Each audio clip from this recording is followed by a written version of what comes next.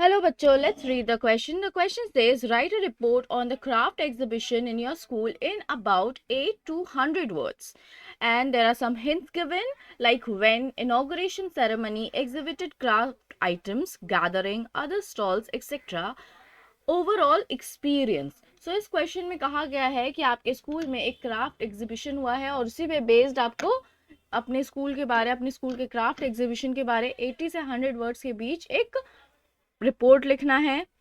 और कुछ हिंट्स भी दिए गए हैं साथ में, जैसे कि कब हुआ था या फिर इनॉग्रेशन सेरेमनी कितने बजे थी, कौन कौन से क्राफ्ट के आइटम्स थे, गैदरिंग कैसी थी, कैसे लोग आए, किस तरह के स्टॉल्स हुए थे और आपका ओवरऑल एक्सपीरियंस कैसा रहा। राइट। सो इस क्वेश्चन का आंसर लिखने से पहले हम क्या की पॉइंट्स ध्यान में रखेंगे। सबसे पहले होगा कि टाइप ऑफ फंक्शन और इट्स इवेंट, मतलब कि किस इवेंट का हो रहा है ये एग्जीबिशन, ठीक है, या फिर ये किस तरह का इवेंट है। तो इस it's a kind of report writing, right. So report में भी हमारे डिफरेंट टाइप्स ऑफ होते हैं। तो यहाँ पर ये फंक्शन और इट्स नेम हमें याद रखना है। ये एक तरह का रिपोर्ट राइटिंग होता है जो फंक्शन या फिर इवेंट के बारे लिखते हैं हम, ठीक है। तो हमने उनका नाम ध्यान में रख लिया, डेट, टाइम एंड प्लेस हमें मेंशन करने हैं। उसके बाद objective and main highlight of the programme, क्यों हुआ था, क्या ऑब्जेक्टिव था, क्या एम था उसके द्वारा, क्या गोल्स था, राइट। उसके बाद है डिस्क्रिप्शन ऑफ द इवेंट, अच्छे से इवेंट के बारे में बतानी है। और लास्ट में आपको कमेंट करना है about the quality of programme, किस तरह के प्रोग्राम हुए थे, राइट। सो आइए जानते हैं कि हम किस तरह से इस रिपोर्ट को फ्रेम करेंगे।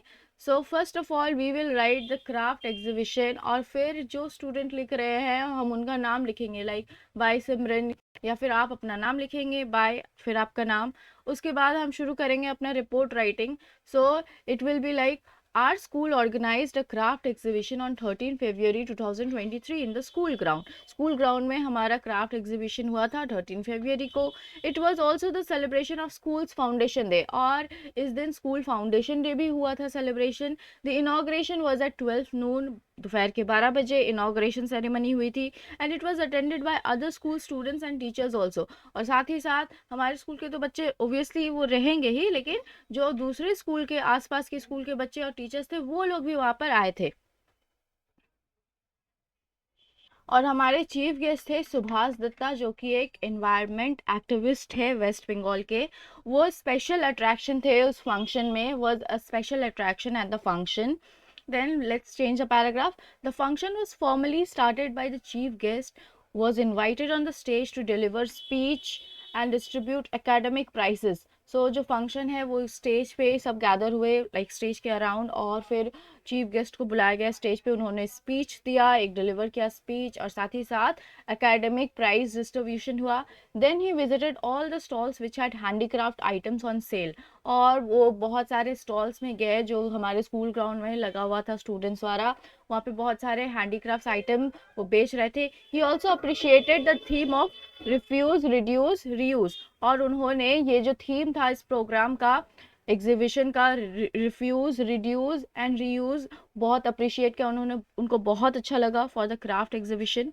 There were items like toys, vase, bags made out of discarded items, जो हमारा कूड़ा होता है ना घर का, वेस्ट प्रोडक्ट होता है, उनसे बना हुआ टॉयज था, वास था, बैग्स था वहाँ पे स्टॉल्स में। At 6 PM in the evening everybody again gathered around the stage to receive their certificates for exhibiting their items, और फिर अपने आइटम को शोकेस करने के लिए सब कोई 6 बजे वापस से गैदर हो गया स्टेज के आसपास, और उन्हें मिला था सर्टिफिकेट, और बेस्ट स्टॉल्स के नाम भी अनाउंस किए गए थे, और साथ में उन्हें वो सर्टिफिकेट्स भी दिए गए थे, राइट। तो certificates for best stall and exhibiting their items के लिए दिए गए।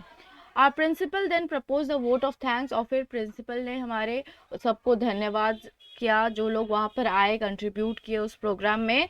और फिर साथ ही साथ फंक्शन एंड हुआ, सभी से निवेदन लेते हुए, आज्ञा लेते हुए वहाँ पे फिर फंक्शन एंड किया उन्होंने। सो ओवरऑल जो एक्सपीरियंस था, overall it was an amazing experience, बहुत ही अच्छा एक्सपीरियंस रहा। That encourage us to reuse discarded items in beautiful manner, जो हमें प्रोत्साहित करता है कि हम दोबारा से यूज़ करें वो जो कूड़ा रहता है या फिर वेस्ट आइटम जो होता है हमारे घर में, उसको एक अच्छे तरीके से, एक ब्यूटीफुल तरीके से उससे कुछ बनाकर, right. I hope you understood it well. Thank you. Best of luck.